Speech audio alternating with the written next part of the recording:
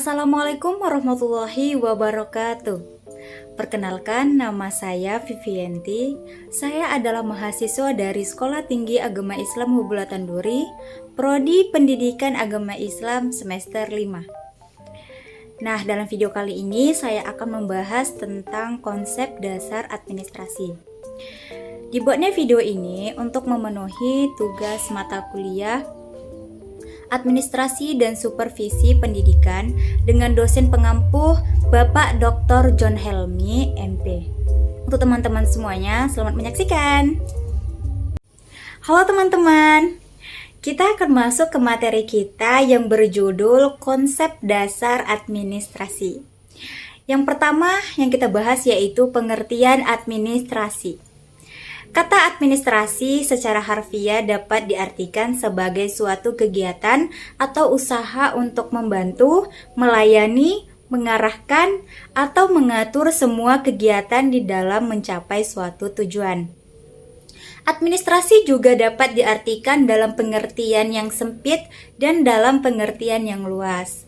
Administrasi dalam pengertian yang sempit yaitu kegiatan ketatausahaan yang intinya adalah kegiatan rutin catat-mencatat, mendokumentasikan kegiatan, menyelenggarakan surat menyurat dengan segala aspeknya, serta mempersiapkan laporan.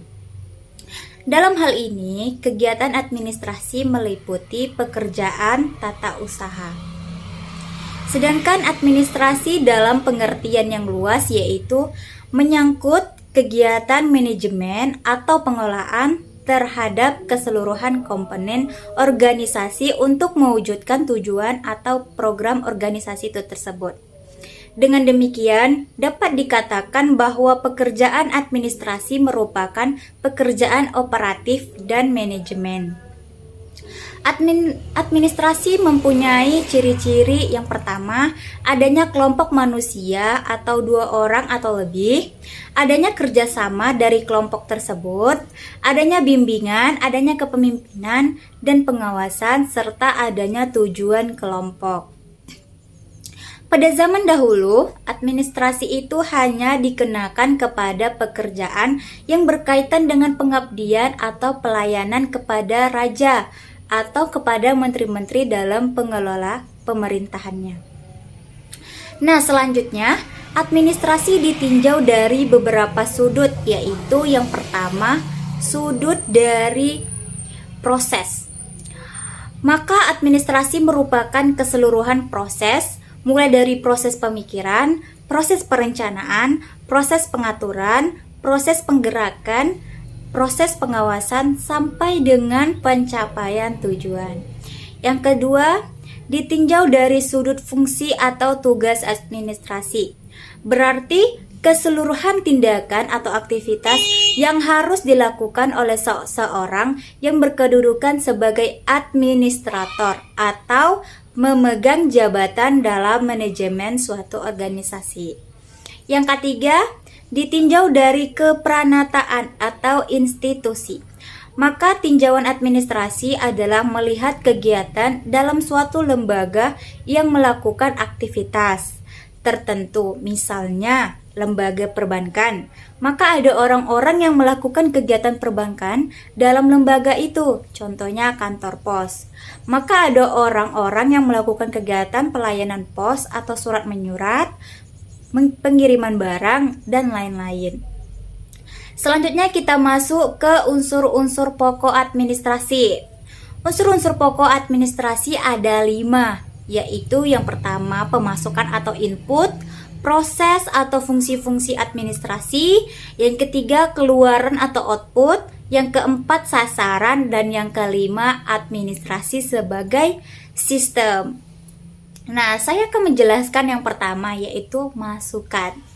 Masukan adalah segala sesuatu yang dibutuhkan untuk dapat melaksanakan pekerjaan administrasi.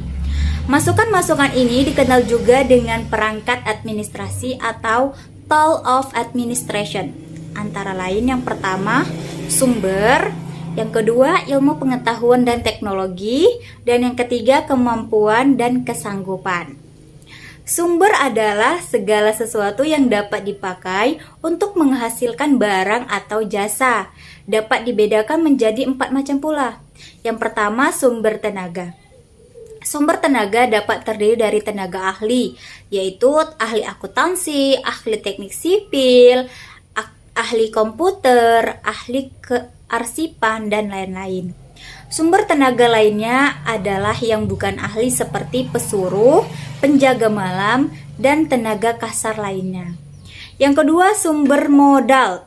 Sumber modal dapat dibedakan dalam 2 macam pula. Yang pertama, modal bergerak seperti uang dan giro, serta modal yang tidak bergerak seperti bangunan, tanah, kendaraan dinas, sarana, dan prasarana lainnya. Yang ketiga, sumber hukum. Nah, sumber hukum adalah aturan atau ketentuan ataupun perundang-undangan yang berlaku dalam menjalankan kegiatan administrasi. Misalnya, keputusan presiden atau Kepres, peraturan pemerintah atau PP, dan keputusan menteri atau Kepmen. Nah, yang keempat, sumber alamiah. Sumber alamiah adalah segala sumber yang dapat dimanfaatkan dari alam semesta, misalnya energi matahari, energi angin, gas alam, air terjun, dan sumber alam lainnya.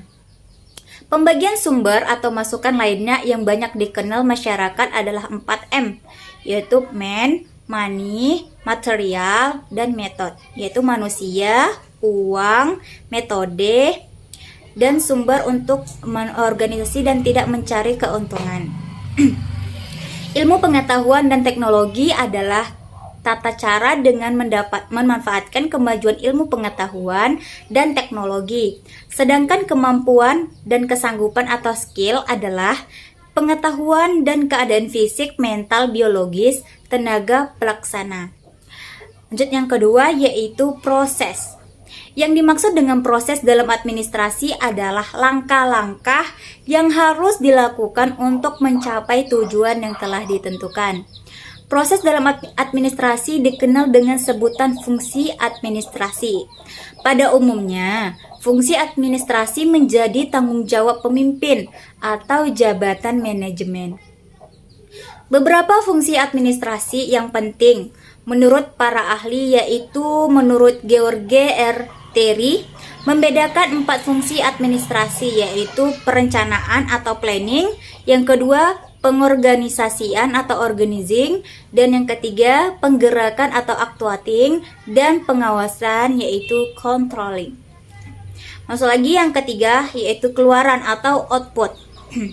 Keluaran atau output adalah hasil dari suatu pekerjaan administrasi. Contohnya yaitu yang pertama, hasil dari proses pengeluaran dari keluaran yang dihasilkan adalah pengembangan organisasi, kegiatan organisasi, pengembangan pegawai, petunjuk pelaksanaan atau teknis, tugas-tugas atau personil kepanitiaan, dan lain-lain. Yang kedua, hasil dari fungsi atau tugas. Keluaran yang dihasilkan adalah kebijakan atau program, kegiatan, hasil pengawasan, hasil pengorganisasian. Yang ketiga, kelembagaan. Keluaran yang dihasilkan adalah fungsi atau aktivitas kelembagaan, sistem pelayanan umum, dan public service. Untuk sektor pemerintahan adalah pelayanan publik, untuk sektor perusahaan adalah swasta, adalah jasa dan produksi. Kita masuk ke 4 unsur yaitu sasaran. Sasaran adalah tujuan keluaran yang dihasilkan antara lain instansi, atasan, masyarakat umum, keperluan intern dan ekstern organisasi. Yang kelima, administrasi sebagai suatu sistem. Administrasi sebagai sistem yaitu semua tata aturan yang berlaku untuk menjalankan tugas-tugas atau fungsi-fungsi administrasi dibuat secara sistematis dalam rangka efektif dan efisien untuk mencapai tujuan. Sistem administrasi secara umum dapat dibedakan menjadi 2 bagian, yaitu yang pertama, sistem administrasi sebagai suatu wujud.